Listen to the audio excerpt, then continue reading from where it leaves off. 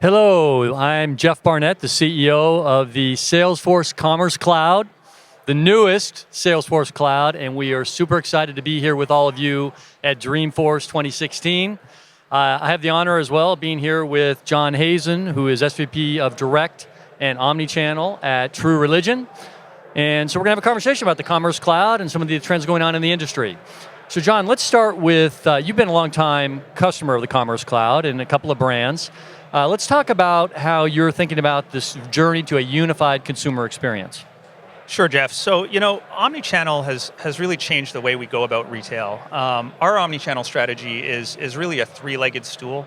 We approach it where we slow the customer down. We believe the longer a customer lingers, the more likely they are to convert. Endless aisle, so being able to give the customer access to all the inventory they have, and clienteling, having a clienteling application where we can get one view of everything that customer has purchased, and their preferences and their likes and dislikes and their size preferences. So it's clienteling, endless aisle, and slowing the customer down, in a nutshell, is our three-legged omni-channel stool. And when you think about this concept of slowing the customer down, which is a very interesting idea, now we're in a world where in the digital paradigm, customers are actually more and more impatient and actually moving quicker. So how do you accomplish that, using digital in the physical store environment? How do you think about that? It's interesting. I've been talking to other folks in retail, and a lot of people are trying to speed customers up. And we're not in the grocery business. We're not a grocer. We're not a hardware retailer. A lot of people want efficiency when they're buying things of that sort, commodities, where shopping is a chore. And in our business, we're selling premium denim, and shopping isn't a chore. Shopping is something that is enjoyable and pleasurable. So we want people to spend time in the store, enjoy the experience, look at what we have available, perhaps that's not in the store, across the enterprise from an endless aisle perspective, and enjoy themselves. This isn't about self-checkout. It's not about getting customers in and out. It's about allowing them to enjoy what shopping is supposed to be in a luxury environment, which is having a great experience. And so thinking about that idea of slowing the customer down in the store and merging that with clienteling and other applications, what are some techniques that you're experimenting with or trying at True Religion that embody that? Sure, so we have a clienteling application that we use. We call it Black Book. It replaced what used to be a physical Black Book that we had. And what we do is we have all the customers' purchase history in there, and we can kind of show them what they've bought in the past and what their preferences have changed or evolved over time. And what we're really excited about is leveraging Salesforce's Einstein technology to actually put product recommendations into this clienteling tool. So when a customer walks into the store, spends some time with our store associate, we can actually take the information about everything they bought in the past, leverage Einstein's capability and the AI capability that Salesforce offers, and actually show them what they are most likely to like out of the new collection that we have available. So, when you think about your clienteling applications, in the store, one of the other things that come up, I hear frequently from retailers and brands, is that many customers are in a hurry in the store. And in fact, they're actually looking, and frequently you don't have enough associates in the store to cover the traffic. So, self-service concepts are becoming something a lot of brands are looking at. What's your philosophy on that? If someone wants to shop on their own and have self-service, I think they can leverage our Commerce Cloud application, which is TrueReligion.com. They have self-checkout with e-commerce on a mobile-first device on their phone. If they're coming into the store, we have kiosks that are powered by Salesforce, where they can look at all the white jeans we have across the entire fleet, for example. But it's not self-checkout. We are still a high-touch business. We allow the customer to have a longer, more immersive experience, look at product from an endless aisle perspective, refine by size, eliminate that eternal retail question, do you have that in my size? Let's eliminate that question first, and let's look at all the white jeans we have across the entire enterprise from an endless aisle perspective. In the Northeast in January, we may not have a lot of white jeans, but we do have a lot of white jeans perhaps in our stores in Miami. So let's show them all that inventory and allow them to kind of see it in a highly digital, Salesforce-powered environment.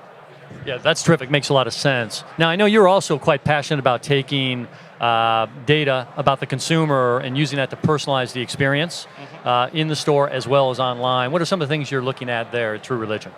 I think the biggest one is taking the artificial intelligence that Salesforce has to offer and use it to figure out how to truly have one-on-one personalized experiences around product recommendations and around content. When we think about the content that's available right now, a lot of personalization is around just tranches or slices of trying to put people into buckets. We don't want to put people into buckets. We want to really look at each individual and have personalized content based on their experiences, based on their likes, based on their past purchases, and deliver a truly one-on-one personalized experience. That's the difference of what an AI and a Salesforce solution has to offer versus what we've done in the past. Product recommendations and personalization for so long was just about putting people into categories. What we're really excited about is actually having one-on-one personalization, and which truly is what personalization should have been all along. Yeah, makes a lot of sense.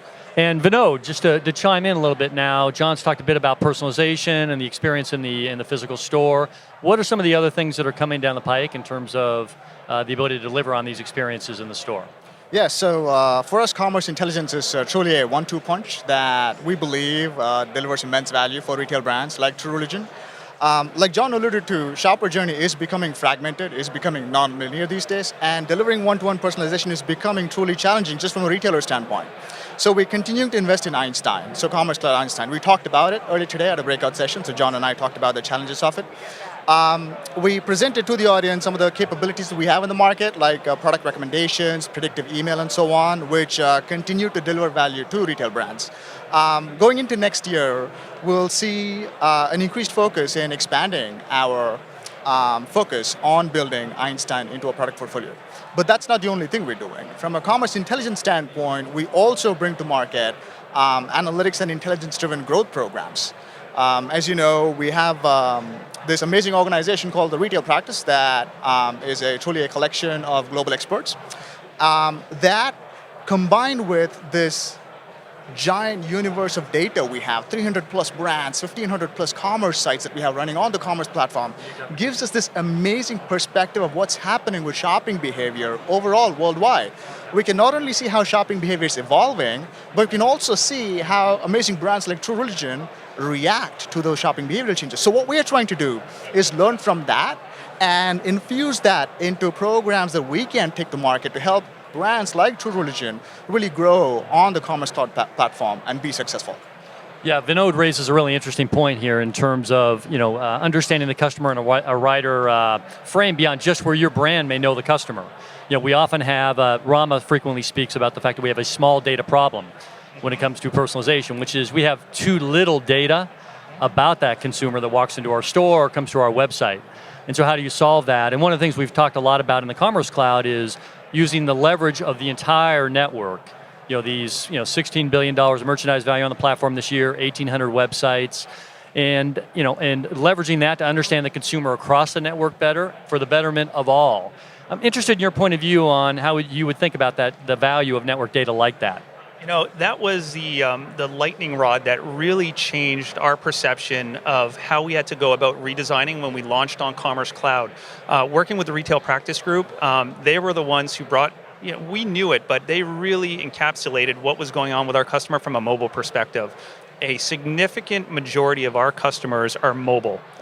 Most of our traffic comes from mobile. The majority of our revenue comes from mobile. We are mobile first, very, very mobile centric. And we knew that, and we knew some of that, but working with the retail practice team at Salesforce really kind of highlighted that, wow, when we go about designing experiences that our consumers take part in, mobile has to be the priority. That's what most of our customers are using. And it's working with these guys and realizing from a benchmark perspective where we stood against all those other brands and looking at the $16 billion worth of business, that was really kind of the lightning rod for us to really chase that and drive a mobile-first strategy all the way home through all the content, all the commerce, all the personalization that we're going after right now. Yeah, terrific. Makes a lot of sense. Now, one of the other topics I've heard you talk about, in fact, at your breakout session earlier today, was around user-generated content. Mm-hmm. And we now all know now that when customers are putting content out there of their own, whether it's on your website or social media, that has tremendous sort of credibility and authenticity to the prospective customer, to your community. Mm-hmm. And so thinking about how you would marry that with data science to actually drive the experience. I'm interested in your view on where you think we might go there. I think we're just at the beginning of this. If you look at what everyone's trying to do on Instagram and Snapchat, no one's quite figured out how to monetize the shoppability of the outfits and the photos and the user-generated content and the brand-generated content that appears on there. You see tools like to Buy and some other I would argue, workarounds that are still being used. We haven't reached the holy grail of this social commerce, user-generated content, trying to mimic what you see other people taking photos of online. It is still being done in a very kind of rudimentary way as Instagram tries to figure out how to monetize this process. But we know we have to go where the users are, right? Trying to do it ourselves and build out some ecosystem isn't the right move. It doesn't make sense. You've got to leverage the volume and fish where the fish are, which is today for young customers, Instagram, Snapchat. And so what we're trying to figure out is how do we allow people to more easily transact against the outfits that inspire them, that they see us post or our other customers post. So that's the puzzle we're trying to figure out. A lot of that is dependent on how far Instagram takes to monetization, which I think will be coming down the line. But right now, everyone's got what I would call workarounds in place to kind of do that. And some of the workarounds are more innovative than others, allowing you to tag certain products and whatnot. But absolutely, people are more influenced by friends and other influencers these days than they are just by arbiters of taste. And you see that with New York Fashion Week. You see that with Paris Fashion Week. The world has changed. We are being more influenced by a larger group of people versus people who are behind a gate and were the arbiters of taste for such a long time. Right. Industry data would tell us that when you're referred by a peer in a social network, in fact, you're going to convert, more likely to convert 2 to 3 times you are responding to traditional marketing. So you're a believer in the power of this user-generated content as part of the overall consumer experience? You know, I'm a big fan of Jonah Berger. Word of mouth matters. People are more likely to trust word of mouth from people they know much more than they are from something that is advertised towards them. So absolutely, I think influencers within your social network, influencers within your circles carry much more weight than other folks would. And Vinod, shifting gears a little bit on this in terms of what's, in light of some of these big trends that we see around data, user-generated content, the whole experience really changing, unified as well. What do you see as some of the big opportunities for us to pull this user experience to the whole new level? Sure. One of the biggest opportunity we see is as brands like True Religion travel further in their journey of unified commerce experience, I think we have this opportunity to evolve with them. We have the opportunity to evolve our own programs with them to be truly addressing the challenges that retail brands would face in this new unified commerce world. Secondly, case in point, distributed commerce. So we've learned a lot about how brands have adopted the notion of buyable pins from Pinterest. We've seen brands experiment with Pinterest. We've seen consumers adopt Pinterest. We really understand now. I think we have a good handle on what type of demographic really matters on Pinterest. What type of brands should really explore this notion of buyable pins, and therefore building on top of that, this whole concept of distributed commerce. So we've learned a lot. We've incorporated all of that learning within our practices, our programs, our approach to product capabilities, and building on all that stuff. The second big opportunity here is being the newest cloud. I think we have an opportunity to really drink our own Kool-Aid, so to speak. Moving forward, I think there's an opportunity to leverage Einstein's artificial intelligence capabilities for the purposes of identifying growth opportunities or optimization opportunities for our own customers.